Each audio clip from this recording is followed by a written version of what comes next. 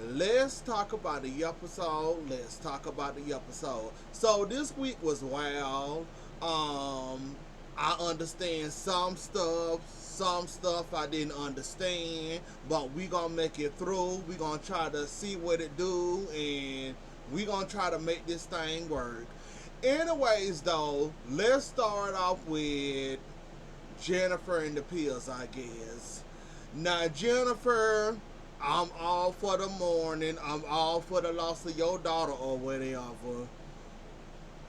Why would you get in that car and you hit of all people Jack daughter with the car? You done bumped her so hard, you done broke a few bones and then it knocked her out. Now she in the hospital. Let's hope and pray she don't realize or recognize that was you or the car, because the first time she recognized you, or you was the one driving, you through, Jennifer, and you done. So let's hope and pray that she don't recognize the car, she didn't see you, or better yet, she didn't get no license plate. Because if she did any of that, you are basically through, you done, and basically you was under the influence of them pills.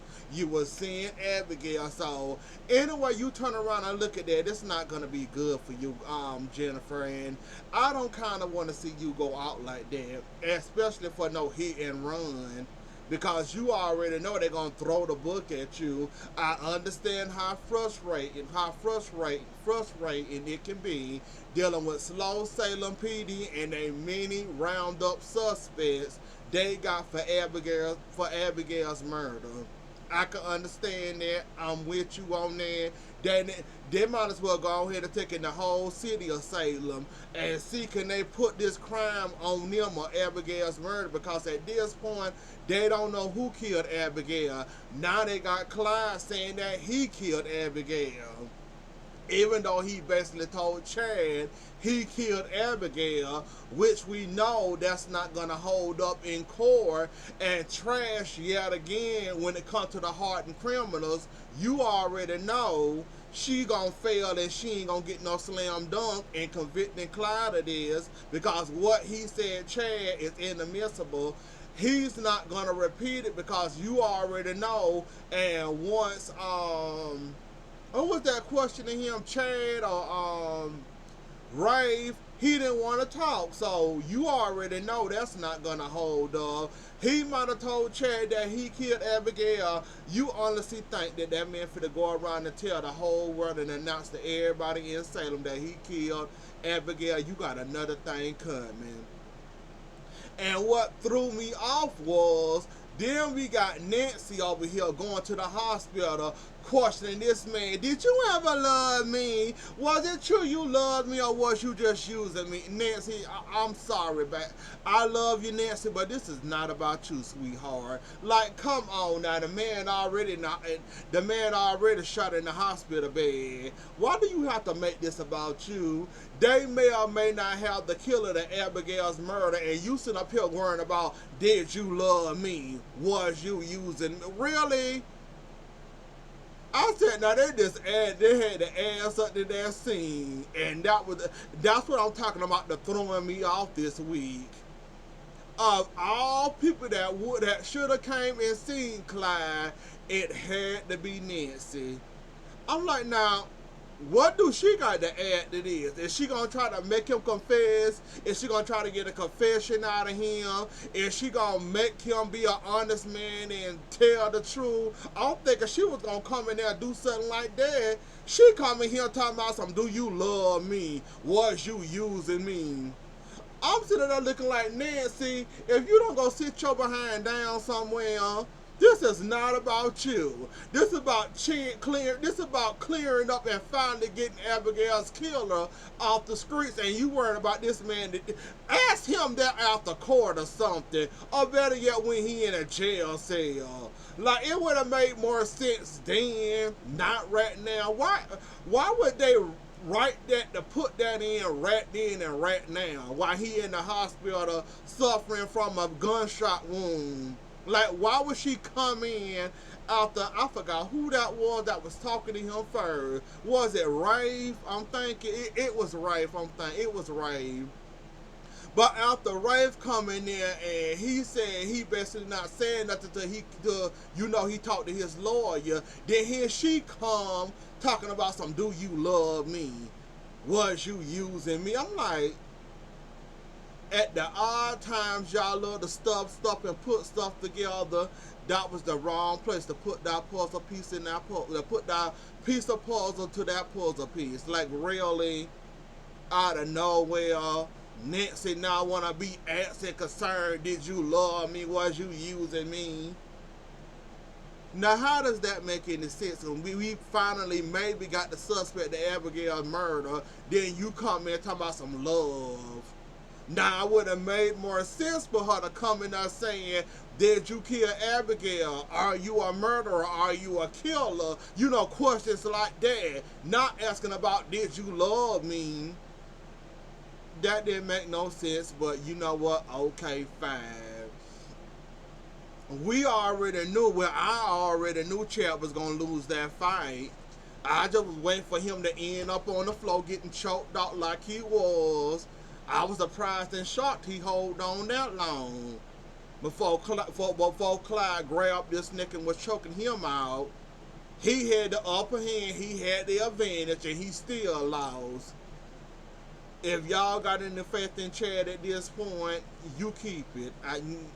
I have little to none faith when it comes to Chad. After I done seen him sucker punch several people and still ended up losing or ended up being a loser after every battle he done had a sucker punch, I knew he was gonna lose that fight. Like, I didn't have no faith that this young, vibrant young man was going to beat this old man in a battle like that. And he had the advantage. He had the gun. Why must EJ come and get Clyde off of you when you had the ultimate advantage? You had that man on his knees begging, literally, and you lost it. Now, I know sometimes you end up losing, losing the upper hand, but Chad, you had the gun on the man. I'm still confused on how you let Clyde get that gun. When you saw his hand, you should have started shooting. I would have started shooting. Or he would have came close to me. I would have started I would have lit him up like a firework, but okay, you let him get the gun. Y'all fighting over the gun. He got the gun out your hand. Next thing you know, the shoe on the ground by getting choked out. Thanks to EJ getting an alert from Belle and Sean that Clyde was the killer, and Chad being seen on the cameras holding the gun to Clyde back, escorting him out of the Horton Times Square. And they had to put two and two together and realize why Chad went after that. Everyone for that and EJ trying to get the gun, but you beat him to the gun. So if EJ wouldn't have saved you, you would have been the one on the ground dead, basically. And EJ, I hope you don't think this over, buddy. You forgot Clyde got goons all over Salem. Clyde got contacts and goons everywhere near and around Salem. I hope you don't think you won, because you really did. And all you did was get your one back when he shot you and left you for dead. The many years that we assumed you was dead. Then the house fire. Then you came back. You couldn't walk. You was in a wheelchair. Sammy had to nurse you back to health, including with Dr. Roth, and help you get your sprint back up to walk again. Basically, you just got your one back from that. I hope you don't think this over and you won, because you'll be very foolish if you think this is over between you and Clyde. You honestly think this is over between you and Clyde, that he's not going to come back and get his one. He shot, well, one of his goons shot you and left you for dead. You left him for dead. Oh, it's more coming on to that.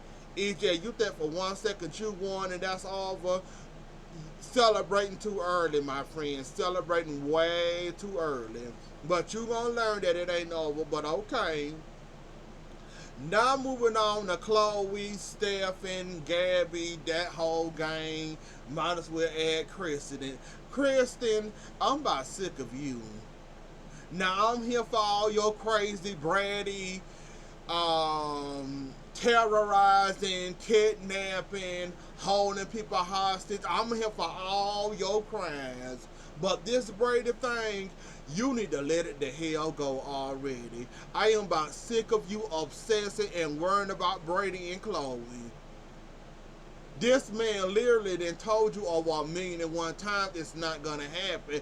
You think that Chloe is the reason why you can't get Brady back in your life, and somehow in your twisted brain, you think Chloe is the reason. Well, Chloe's taking your life, and you want to take your life back by getting Chloe out of the picture. Let's say Brady and Chloe break up. Let's say next week. Do you really think Brady gonna take you back? He might use you for sex or whatever, but I promise you, Brady don't want you like that. And the sooner you realize that, the better off you would be. I don't know what makes you think that you can go around hurting, terrorizing, stabbing people, doing all that. Then you drag the man in court and then try to embarrass that man in front of a judge. Do you really think after all that craziness and foolery you did that Brady gonna succumb to you and come back to you after all this mess you did? Kristen, you delusional at this point. There's something wrong with you. You think for 1 second that after all the stunts you done proved, coming back from Salem out of prison, and beyond that, that Brady ever gonna take you back, baby. You really need to go get you a strong dose of pills, baby. That'll make it click in your head that Brady is about over you. Even if Brady and Chloe do break up, baby, that don't mean you next in line. There's no queue for Brady's heart. You're never gonna be next in Brady's head. He might use you for sex. He might do that. But as for dating you, baby, you're delusional if you ever think that's gonna happen. But I'm gonna let you have that. When Rolf, out of all the criminals that got pardoned, I'm most impressed by you and Kristen. Yeah, you and Kristen, or Evan, whatever, Evan Frears, whatever y'all call it, Evan Christian. I'm proud of the both of y'all too, because y'all the only two criminals that got out, tried to make something better for y'all self, saying you're not going back to prison anymore, even though you is a mad scientist and you use your science for evil sometimes. I'm glad that you realized and you finally caught on that you ain't about that life, and basically I don't want to live that life anymore. While Christian try to manipulate you, saying that how will Father feel if you don't help me in this, that, and I'm glad you didn't fall for that mess. I'm glad you did. And if you plan on saving Kayla and Marlena and Kate, good for you. Like, out of all the criminals, everyone off to go back to jail besides those two. It's a shame. Y'all got a second chance. Y'all basically got free of all y'all old past crimes, and y'all still can't sit down somewhere. That just goes to show you, hardened criminals, sometimes they can't change. Some of them got to hold on to a few from the 1960s. Some of them got to hold on the grudges and get a man that they done told them over 1,000,001 times that I want you back. They gonna make them fall in love with them. And then we got others. Well, Gwen have been doing somewhat. Gwen, do we want to give her a pass as good, or we want to keep her as a hardened criminal that she's never gonna change? Cause for a second there I thought she was heading back too.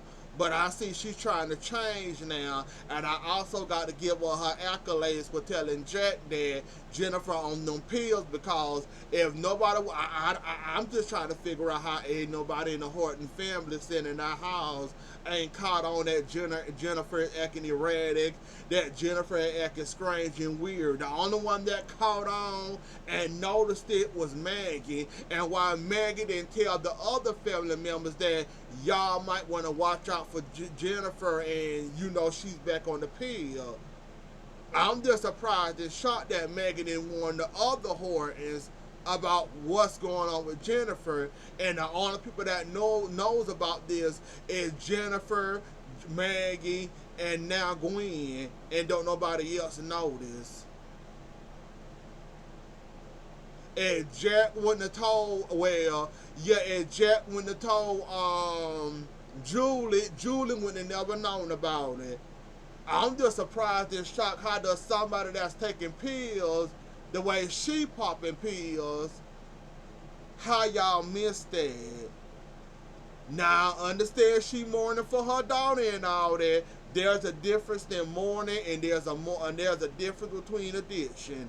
If y'all ain't caught on that Jennifer acting too erratic, and an outside stranger, a daughter had to tell you, an outside daughter had to tell you about your wife, well then, Jack, you missing the whole thing when it comes to your wife. And this been under your nose for how long now? And somebody else from outside of your family, a daughter that you don't know about but you're not giving up on, had to warn you about your wife, because you didn't catch the signs of your wife becoming an addict under your nose and under your eyes. I would feel like less of a husband if somebody had to tell me what's going on with my wife and I didn't catch the signs. But I'm going to leave Jack alone and I ain't going to give him too much. Gwen, I'm going to give you your accolades for going ahead and telling Jack, even though he didn't believe you, you basically had to prove it to him basically, and he still didn't believe it until basically he caught her red-handed. So he realized and he appreciated that you actually told him the truth about Jennifer, and he appreciated of it, and I'm just glad that somebody finally opened their eyes, and I'm sorry that Gwen had to catch on and tell the other unknowns what was going on under their nose. That it's crazy, really. Gabby and Stephen in this whole fiasco. So he's gonna go after Chloe because he been programmed. Stephen, once the deprograms happen, once you realize or the program start working and you get your common sense back, I'm going to leave you alone. I'm going to let you have this because basically you was programmed to do this, so I can't really give you too much, or I can't really say too much because basically you was programmed to do this, to go after Chloe. Gabby's not gonna stop harassing you. Shan, you already done lost and don't realize that or understand that you already done lost, but okay.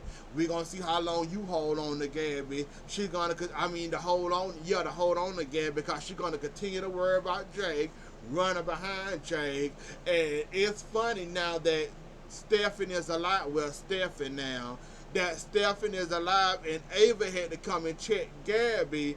That, remember when I tried to tell y'all that Stephen was alive, aka Jake, and y'all basically told me that I was losing my mind, that I was delusional. Y'all took me out to vote for the shareholders meeting to see who was gonna run CEO of the Mara, and she had to come and check Gabby about that. So Gabby basically had to eat crow there and realize that she wasn't lying about that. I wouldn't have ran to Gabby. I would have been running to EJ and laughed in his face. But okay, I'm gonna let you have that one. And basically, Stephanie, now Rex knows about Kayla's illness, and basically this virus that they got is basically something Roman had back in the days, and the only cure with this plan, and Rolf got the plan. Ooh, excuse me. And basically, I hope Rolf do his big one and save them, because that was something that, Rolf don't want to get in trouble. He said excuse me. He taking a straight and narrow, and basically he said he ain't getting in trouble because Orpheus decided to, poison them women's, poison Kayla, Marlena, and Kate like that. So he said he ain't going down for that, for poisoning them with that toxin.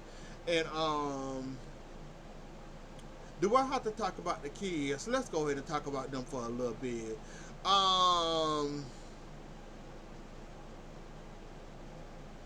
Chanel, you is jealous. I'm gonna go ahead and put that out there. You is jealous. There's some tension there. I was gonna see how long that was gonna last with Johnny sleeping on the couch. You see, that didn't last not but one morning, and not